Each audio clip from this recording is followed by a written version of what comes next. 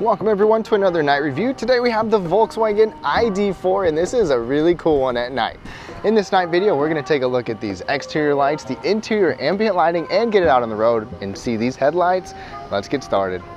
All right, let's start right away up front. First of all, I have a full daytime review coming out soon after this if you want to check that out, but look how distinct this ID.4 is. I think this is really cool. You got that illuminated Volkswagen emblem, you've got this line running across. All trims are going to give you LED headlights, LED daytime running lights as well. We even get these LED turn signals, and you can get all weather lights on here too, like fog lights and even cornering lights on upper trims, which you're going to see in the test drive. Now let me know what you think of the design here, but I talk a little bit more about that in the paint and all the things like that in the full daytime review. But you've got turn signals on the mirror, you've got marker lights there, you've got marker lights in the back. So let me know what you think of the overall design here. In the back, we've got this illuminated Volkswagen emblem as well, and it's red. It blends in with that red light bar running across. That's actually new for 2023, all LED lighting back here, including those license plate lights. And let's take a look at the brake and reverse lights. Now cargo lights, first of all, you have a hands-free option if you want, or you've got a lever right there. And we've got big bright license plate lights, don't mind those little shoe covers. And then we've got LED lighting on both sides here, so this is a really well illuminated cargo area. Check out these door handles. These door handles even light up. They don't actually move. You just got little buttons on the inside. Not my favorite, but it is really unique and modern. And this back seat area is super bright. You've got white interior, like a two-tone interior, and you've even got illuminated USB ports. Now this back seat, the interior lighting overall is really bright. This two-tone interior is pretty cool as well. What do you think of that? Check out the LED lights overhead, and we've got this huge panoramic roof that almost goes the length of the vehicle. And as we get inside, we don't have puddle lights on this particular model, or the Volkswagen emblem puddle lights, but we do have puddle lights on those upper trims. You can see the ambient lighting in the door. Got this interior here, more feature or more details on the seats and things like that in the full video. So be sure to check that out coming soon. This is such a unique interior. Let's take a look. All right, y'all, let's take a quick look at the interior here, and we're gonna turn on these ambient lights when it gets a little bit darker in here as well, and show you what things look like when it's real dark.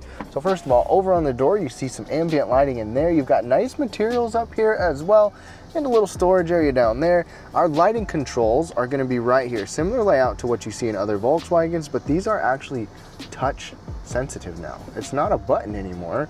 I kind of wish we still had physical, conventional buttons or a knob like we used to. We've got push button start right back here, and this steering wheel is unique. First of all, the fact that it's a light colored steering wheel is weird, but this is synthetic leather. You've got touch controls on the steering wheel here too. These have a white backlighting, so it's easy to see, no problems with that. And then this display actually moves with the steering wheel. So watch this. It's connected, so you literally can't have it in a bad spot. You'll always be able to have good visibility of it.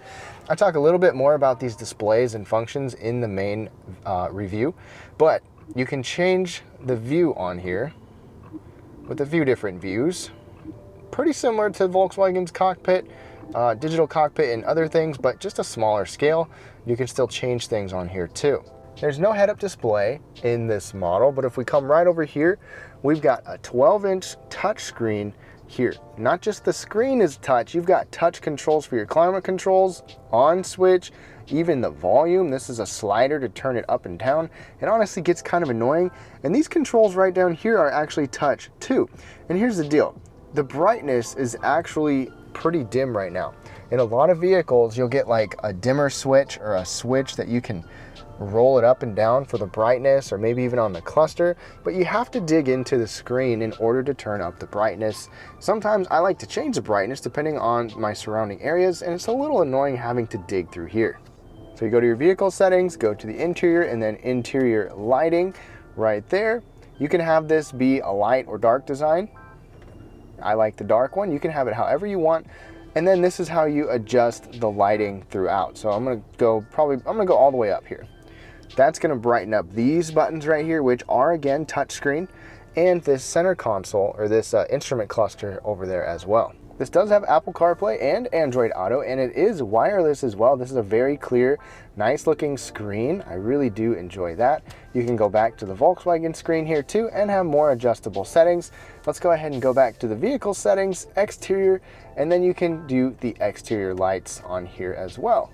But we can also go back and go to ambient lighting right up here. The ambient lighting in here is pretty cool. So the lower trims are still going to give you multicolor ambient lighting, but the upper trims are going to give you this enhanced lighting, and you actually get these different moods. So we'll go through some of these moods. Let's check out Infinity, kind of an orange theme. You've got that lighting on the dash, you've got lighting in the door.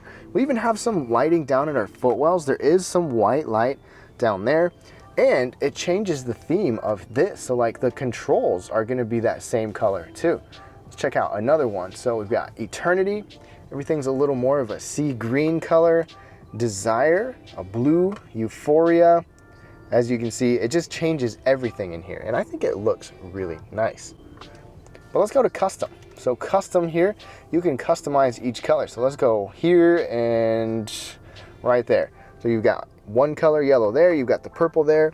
Same thing over on your side and right there. Even some white lighting down there as well. Everything looks really, really nice.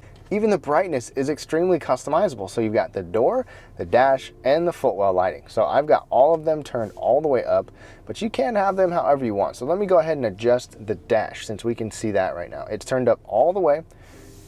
Turn it down. It gets pretty darn dim like that. Go all the way. Boom, see you light. All the way back up, brightens up. I love it. I love the customization of these lights, and they just look really nice and add to this overall ambiance. Overhead, you're gonna get these lights here too. So we've got these rings. I love these rings because at night, sometimes if you have touch sensitive lights like these, you have no idea where they are.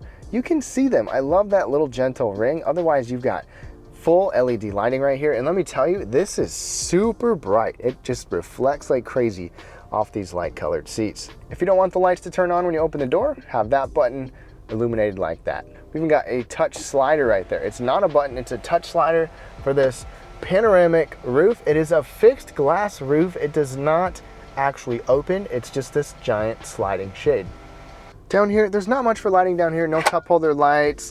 Just a little overall glow from the cabin. You've got a charger right here. You've got illuminated USB-C charging ports. Then if we look in here, you still get a light on the inside of the center console, which is pretty rare nowadays. How about the glove box? Open this up. No light inside the glove box. Vanity lights. Want to check yourself out? Of course, you've got a light and a mirror. The other unique thing about this is you have this thing called ID light. Hello, ID. It's a little light that goes off right there. It runs the full length of the car. It can come on in different situations. You can customize it on this screen. It can alert you if you're going to hit other cars, if you're getting a call, whatever you want. It's just a light that gives you some feedback that you can have off or on. All right, y'all, let's go ahead and start it up. As soon as you put your foot on the brake, the lights are going to turn on, and take a look at this.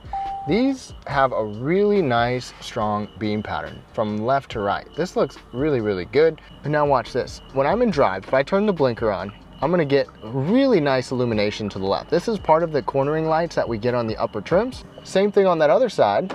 And if I shift into reverse, this is the shifter by the way, those lights also turn on. So you can see really well around you, and these lights are adaptive up and down. You'll see that. Let's get in the test drive. And the IIHS gives these a top good rating for the models with these adaptive lights. The ones without adaptive lights still get an acceptable rating, so good lights overall. All right, y'all, we are now behind the wheel of this ID.4. So this is primarily going to be focusing on what it's like to drive this at night, how well these headlights do, the overall ambiance, things like that. If you want to see more driving impressions, be sure to check out my full daytime review.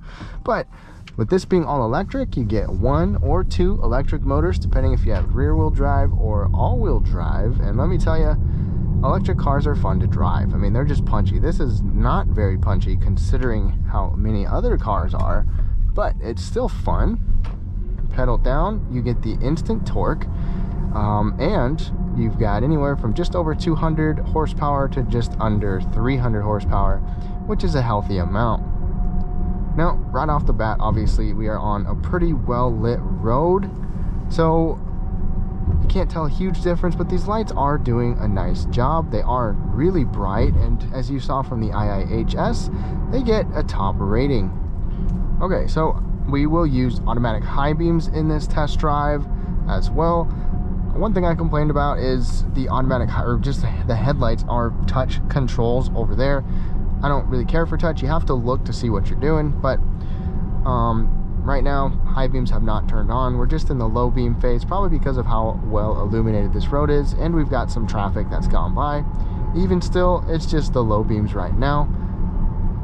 One thing to keep in mind, we have an automatic dimming rearview mirror up here. Oh, the high beams just kicked on. So even with this overhead lighting, we still get the high beams kicking on. We'll see those better on a dark surface. No automatic dimming side mirror over here. All right, we've got traffic coming. Let's see if these high beams turn off. They are still on, and they just turned off. Personally, I would have liked them to turn off a little bit earlier, but that's just the way a lot of these go.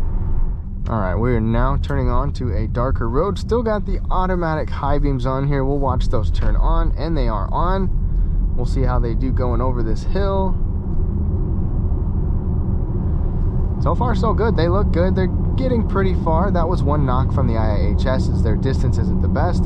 Let's go to the low beams, and we'll check out these adaptive lights. So they move very quickly. I mean, they're very responsive. It doesn't take a whole lot of wheel input. So you should see them moving up to the left, going around this corner. They're doing a good job. That looks nice. I can see some reflections off in the distance around that corner. Low beams still, high beams here. I just turned those on myself. I can see reflectors way up there. They're maybe not quite as bright on the road as I would hope. Now we're at the low beams. What do you think? Are those bright enough? How's the length? The distance is pretty good compared to a lot of new cars nowadays. Adaptive lights to the right. Yeah, those adaptive lights to the right definitely do a good job. It's going to be better because you don't have to worry about blinding oncoming drivers going to the right so much. Yeah, okay, the adaptive function's working well. I'm going to turn the automatic high beams back on. They are on. Even this bright light over here, okay, it did just turn them off. But there we go. High beams are on, looking good. Let me turn those off, and let me find the button over here to turn on the all-weather lights. Immediately you get lighting right out to the side, and look at that over there. We've got good width, and this car kind of has a mind of its own, because I literally turned those on and then it decided to turn on the defrost, or you know, like as if we're having bad weather. So that's pretty wild. The car just automatically did that. It's got its own little smart climate. But the frustrating thing is, to adjust the climate, you have to push a button on the screen, and then depending on what menu you're on, you might have to get into a different menu to adjust the fan speed or something like that. It's just kind of annoying. But all right, high beams on, low beams, high beams. The low beams are doing fantastic because they've got a distance that they can spread out right here. Man, definitely love these low beam headlights. They're doing a great job.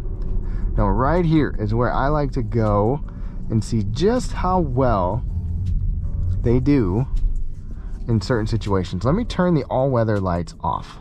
Okay, so it's just the regular lights. We'll see as we turn the wheel if it will illuminate to the side. And even just sitting right here, I can see really well off to the corner. You know, good enough. See if I can pan out here, see if you can get a better view of that. And I'm going to turn to the left. The all-weather light turned on immediately to the corner, and the adaptive function can kick in a little bit even at low speeds. You can see those lights moving a little. That is very nice. Good job, Volkswagen. Hope you all enjoyed this night drive. Be sure to check out the daytime review if you want to see more details about this, but be sure to subscribe and give it a thumbs up if you liked it. Have a great night.